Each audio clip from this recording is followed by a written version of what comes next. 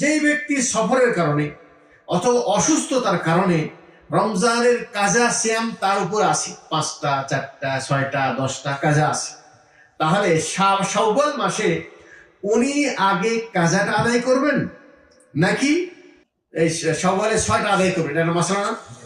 বিশেষ করে এই মাসলা আমাদের নারীদের জন্য অনেক গুরুত্বপূর্ণ বিষয়, যারা মানে নিয়মিত সিয়াম, অনেক প্রত্যেক নারীদের প্রায় সিয়াম কাজা আছে।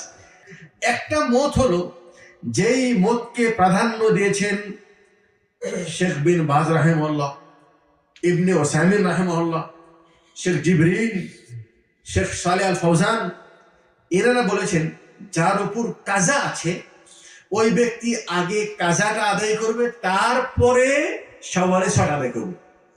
কথা ক্লিয়ার? ওনারা বলেছেন, কেন বলেছেন? এজন্য বলেছেন যে শাওয়ালের 6টা ওটা তো নফল, ওটা কি আর